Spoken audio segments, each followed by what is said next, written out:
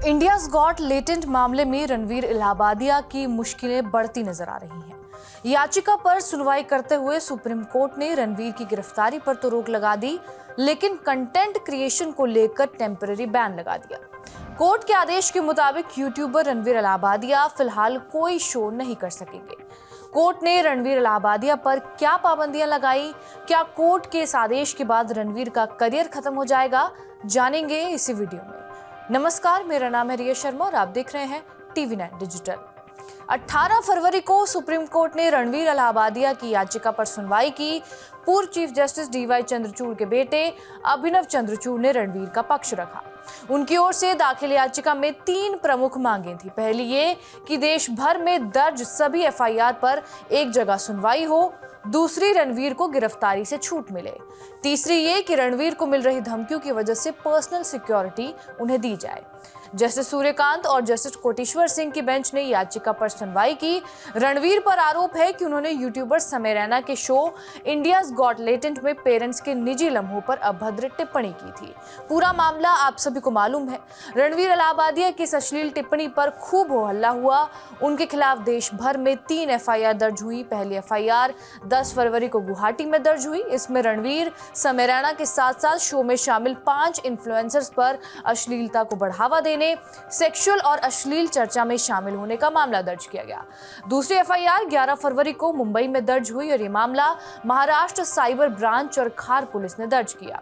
रणवीर और समय रैना के साथ साथ शो में शामिल बाकी 30 लोगों पर भी केस दर्ज हुआ, जबकि तीसरी FIR 17 फरवरी को जयपुर कमिश्नरेट के साइबर थाने में राजपुताना संघ ने दर्ज करवाई।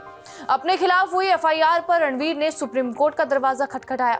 14 फरवरी को उनकी याचिका मंजूर कर ली गई। हालांकि इस पर सुनवाई 18 फरवरी को हुई। याचिका पर सुनवाई करते हुए कोर्ट ने 3 बड़े आदेश दिए। पहला आदेश ये था कि रणवीर इलाहाबादिया को तीनों FIR में गिरफ्तारी से अंतरिम राहत तो मिली, लेकिन कोर्ट ने रणवीर के खिलाफ मुंबई, गुवाहाटी और जयपुर में दर्ज 3 FIR को मर्ज करके एक केस चलाने से इनकार कर दिया। दूसरा आदेश, इंडियाज गॉट लेटेंट मामले में रणवीर के खिलाफ आगे कोई FIR दर्ज नहीं की जाएगी, केवल पहले से दर्ज केस पर ही सुनवाई चलेगी।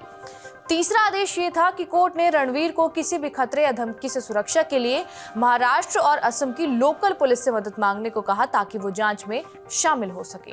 कोर्ट ने रणवीर इलाहाबादिया की याचिका पर अंतरिम आदेश देते हुए उसकी गिरफ्तारी पर रोक लगा दी, लेकिन 5 शर्तें भी रख दी हैं। पहली शर्त यह है कि रणवीर को पूछताछ के लिए बुलाए जाने पर फौरन हाजिर होना होगा। दूसरी शर्त यह है कि वो जांच में पूरा सहयोग करेंगे और पुलिस स्टेशन में किसी वकील के साथ नहीं जाएंगे। तीसरी शर्त यह है कि रणवीर को अपना पासपोर्ट मुंबई के ठाणे पुलिस स्टेशन में जमा करना होगा और चौथी शर्त यह है कि सुप्रीम कोर्ट की इजाजत के बिना रणवीर देश नहीं छोड़ सकेंगे। 5वीं शर्त है कि रणवीर और उनके साथी अगले आदेश तक कोई भी शो नहीं करेंगे। कोर्ट की 5वीं शर्त के बाद ये सवाल उठ रहा है कि क्या रणवीर अब कोई शो नहीं कर पाएंगे।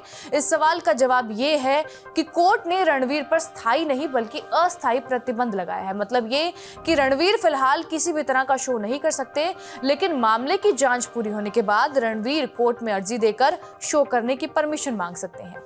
लेकिन अगर रणवीर ने कोर्ट के आदेश का पालन नहीं किया और इस दौरान कोई भी शो या पॉडकास्ट किया तो उसको मिली राहत खत्म हो जाएगी, साथ ही उसे जेल भी भेजा जा सकता है। ऐसी सूरत में जब तक केस चलेगा तब तक रणवीर कोर्ट के आदेशों का ही पालन करेंगे। इस कंट्रोवर्सी में फंसने के बाद क्या रणवीर का करियर खत्म हो जाएगा, ये सबसे अहम सवाल है। कानून के जानकारों का मानना यह है कि संविधान के आर्टिकल 19 और 21 में देश के हर नागरिक को व्यावसायिक स्वतंत्रता और जीने का अधिकार है, यानी देश में हर व्यक्ति को कमाने खाने की आजादी है। बाकी इन्फ्लुएंसर्स की तरह रणवीर भी अपना काम दोबारा शुरू कर सकते हैं और कंटेंट बना सकते हैं। इसलिए कोर्ट के अंतरिम आदेश से रणवीर का करियर खत्म नहीं होगा। हालांकि इस कंट्रोवर्सी की वजह से रणवीर की फैन फॉलोइंग पर जरूर असर पड़ा है। यूट्यूब और इंस्टाग्राम पर उसके हजारों फॉलोअर्स कम हो गए हैं। अब अगर इस मामले में रणवीर निर्दोष पाए भी गए तो उसे पहले की तरह सम्मान नहीं मिल पाएगा। हमारी इस खबर पर आपकी क्या राय है, कमेंट बॉक्स में जरूर बताएं। बाकी इस मामले में जो भी अपडेट होगा उसे हम आप तक पहुंचाते रहेंगे। बाकी सारी तमाम खबरों के लिए बने रहिए TV9 डिजिटल के साथ।